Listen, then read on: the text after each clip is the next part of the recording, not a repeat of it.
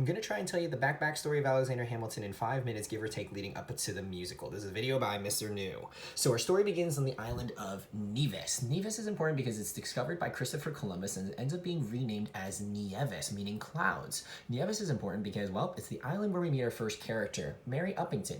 As you might guess, Mary Uppington is important because she is actually the grandma of Alexander Hamilton. Grandma Hamilton ends up having 7 children, but because of child mortality rates at the time, 5 of those children die. So devastated by her loss, Mary Uppington ends up taking her child and she decides that she needs to get a divorce, but no divorce back then, so she just leaves her husband, she takes her youngest daughter, and she flees to the nearby island of St. Croix. Youngest daughter goes by the name of Rachel. Rachel ends up blossoming into a beautiful young lady, Mama Hamilton. Wowee, was she a looker.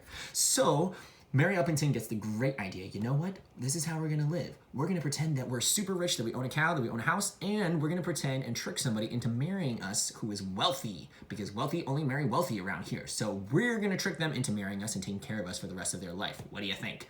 So enter the story, Michael Johann Levine. Michael Johann Levine, notice the nice muscular jaw, the strongly defined angles on his face, and also the clearly defined tape line.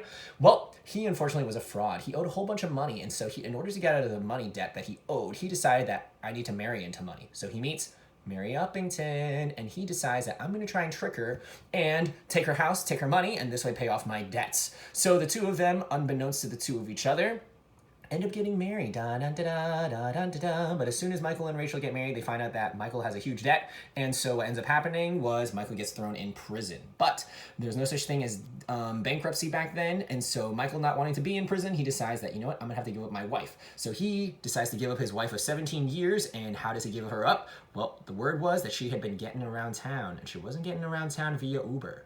So she ends up being thrown into jail. But remember how I told you she was really, really pretty and really good looking?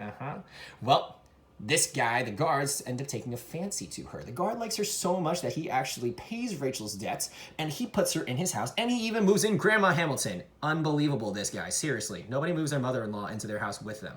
So he likes her so much that he actually ends up buying a ticket at her request and he sends her to the island of Kitts because that's where she wanted to go. That's how much he loved her. Kitts was right next to St. Croix, not to be confused with LaCroix, and also right next to the island of Nieves. They're very close in geography. Refugees live there, French live there, the Huguenots and the Jews live there, essentially all the people living in Kitts. They're the socially marginalized, the social outcasts of society. While in Kitts, Rachel meets another ruggedly good-looking young man. His name is James. Notice the strong tape line right there. Yep, I'm noticing a pattern here, Rachel. You definitely got a type bearded people. That's got to be what it is or something. So he is a Scot, he's a Duke, he's an Earl, but he was actually disowned by his dad because he was an alcoholic and he loved his rum. So inevitably, James and Rachel, they fall in love, forming the next power couple, Brangelina 2.0, but they're unable to get married because remember, this dude, Michael Scumbag Levine, he was actually still legally married, and so because they had actually gotten divorced, James and Rachel can't get married, and they form an illegitimate child that we know as Alexander Hamilton. How does, yeah, so you get the idea. So Hamilton, being a really good-looking young man, multilingual, he actually knew 7 languages because mom knew all those languages in order to meet her suitors. G'day, mate. So he was actually really smart as well because mom owned a huge library, the largest library at the time on the island of Kitts. He was also extremely good looking. Remember how I told you that he was the love child of Brangelina 2.0? Well, essentially, he was an OG George Clooney. Well, this guy, Michael Scumbag Levine, decides that it's time to finally get a divorce from Rachel. So he summons mom and he summons Alexander Hamilton by boat back to the island of Nieves. While they're in Nieves, before they can drop the annulment papers, yellow fever outbreak happens. Poor them. Look at these 3 people. Well, guess what? 2 of them just died. Mom and Hamilton also end up contracting yellow fever. Mom doesn't make it.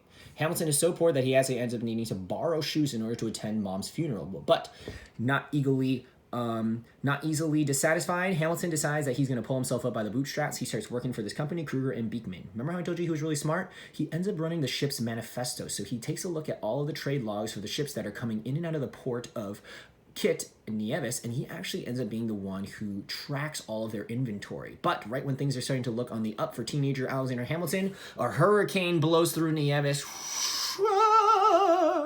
and devastates everything on that island. Hamilton writes a poem. He is so utterly devastated. He writes such an inspiring, eloquent, motivational poem that ends up being circulated and published all around the world. Don't mind my geography. I know Latin America is too small. I probably disregarded Africa and probably half of Asia. So the school that he is attending decides that, hey, we need to send Alexander Hamilton to the mainland. So they raise up a collection and they send him to America, the land of the free and the home of the brave. And that takes us just up to about the start of the musical. Get it? Got it? Good.